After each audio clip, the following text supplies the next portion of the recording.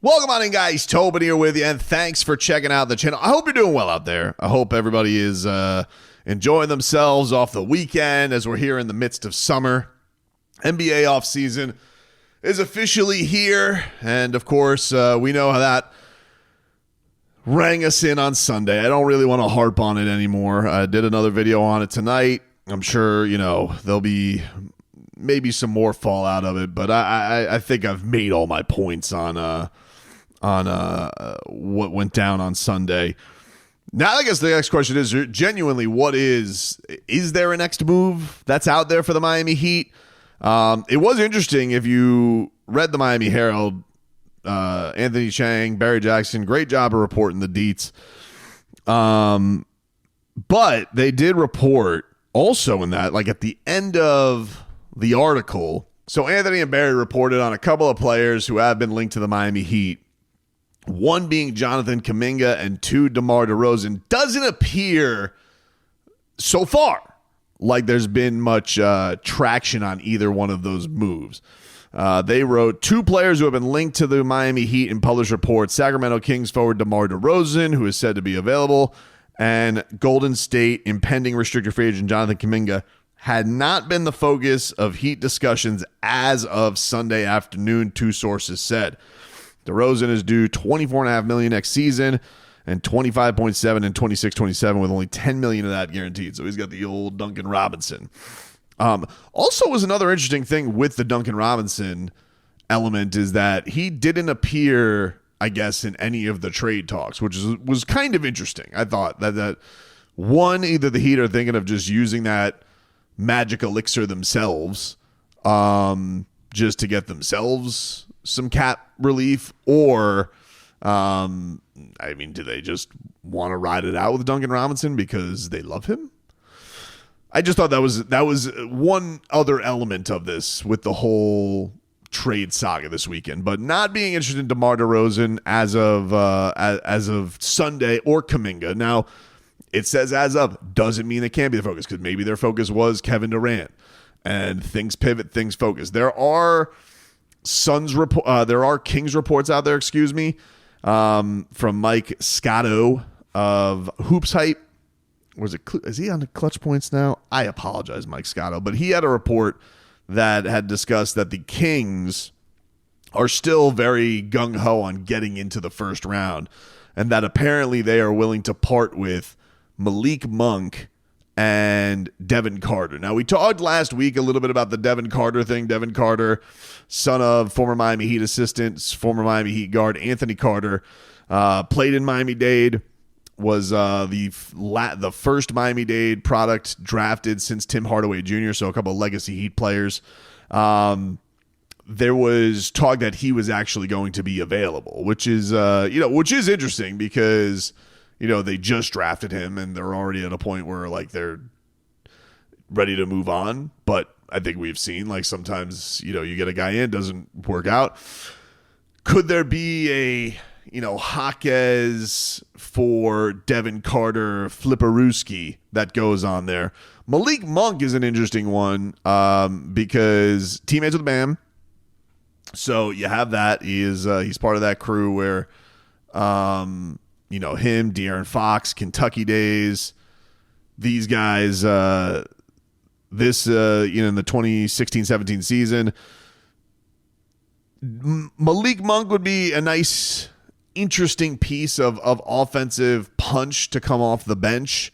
Because if we talk about all right, you have Nico who's going to provide some of that, but Malik Monk just kind of being that bona fide go-to guy that they didn't really get from Jaime last year. They certainly didn't get from Terry in either role last year. It was a missing element. His contract is not great, not terrible. It's kind of in that okay range of he's making about 18.7 this year, 20.2 the year after that, and 21.6 the year after that. So you do have some years committed to him. That's one of those where you could flip Duncan Robinson for him, and it's like, hey, you got the expiring deal, or you could just waive Duncan, and you get a player who, you think of as productive and can bring a little punch to your team, can certainly score a little bit. Shooting's kind of gone down over the last couple of years, but you can, see the kind of athleticism, the kind of burst that he has. An interesting player. Was a 6th man of the year candidate. I think he was runner-up to Naz Reid a couple of years ago.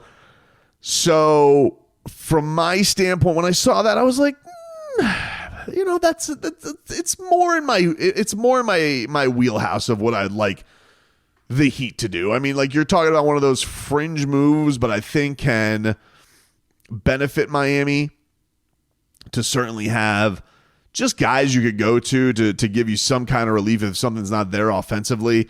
Monk's already been in that role. I think, like, you've seen him have that role in Charlotte, and I think everybody's a little scared of, like, going for Charlotte guys, but then did it for some pretty decent Kings teams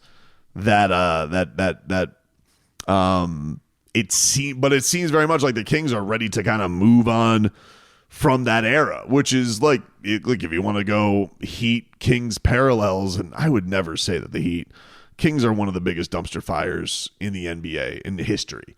The Heat are, whatever they are right now, they are one of the class organizations in the league. Okay, so don't mince my words here and be rat bastards about it. I'm not calling the Heat the Kings, but the Kings very much seem like, hey, we rode that Mike Brown light the beam team. It was a fun run. See it. Now, should they have been more appreciative of some decent basketball because they haven't had any of it? Maybe. And are they more used to being terrible? Yes. I think that there is definitely an element of Miami that it just doesn't feel right in their soul to take a step back. There is part of me that respects that identity of we don't tank, we don't suck, I get that, dude. I know that the Heat don't love that. I know that the Heat aren't about that. That's not in the fiber they're being. But, to a certain degree, steps back, it can have a benefit. Now, it can bite you in the ass. Like some of the teams that are really trying to do it, that are soullessly trying to do it, the Washingtons of the world, hey, it didn't pay off for them this year, did it? But from my standpoint, Miami is really just in this strange no man's land right now of being this fringe East team. That's sure. Look, man, in your most optimistic views, you could look and say Miami Heat had a Molotov cocktail thrown in their season yesterday. Jimmy threw this thing into the wood chipper, and a normal year wouldn't go like that. However, you could also look at it and be like, all right, though, it's not even just that. Like I have seen stints of Bam Adebayo, Tyler Hero teams when Jimmy's been out in regular season that didn't go as poorly as what we saw last year. Maybe that had to do with the guard being let down of all the stress. Maybe a normal year does have Eric Spoelstra more sharp, in a better place, and maybe they do just need fringe moves like this. Let Jaime Jaquez get a fresh start. You bring in a guy who I think the Heat will have a lot of care for because they have a relationship with the guy's father. Maybe feel like this guy can, with his wingspan, be a great backcourt mate to Tyler Hero especially if they don't want to pay somebody. Like maybe they just feel like the investment on Davion Mitchell's a little bit too much, or maybe he's going to be priced out. And they feel like this is the way to go. And they really do steer into more of a youth movement with that. I do think there's an element to that would be respected more by the Heat. And I'm not kicking Davion Mitchell out the door. A lot of respect for Off Night. Love the things that he's about.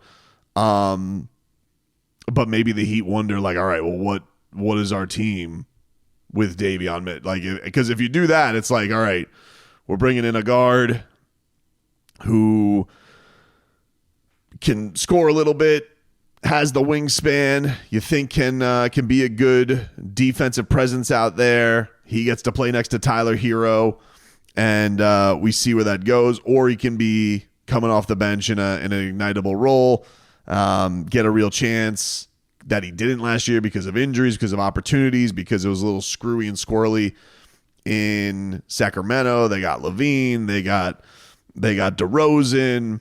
They got rid of De'Aaron Fox. So all of those things make it a little bit strange. But now we're in a spot where, okay, you bring him in here and people are more excited about, this pick. And mind you, was a guy that a lot of Heat fans would have been excited for the Heat to draft last year.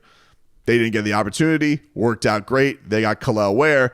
And this is a draft where, look, there's nice candidates, and I've probably done more homework over the weekend on the draft than I have this entire time. And there's some nice guys in here. Is there anybody I love as much as I would the Heat getting Devin Carter? I can't necessarily say that as of right now. Maybe like two, but we'll see. This is just some fodder that's out there right now. But a deal that obviously would have to happen, you would think, in the next 48 hours if the Kings really do want to get in the first round. So we'll see.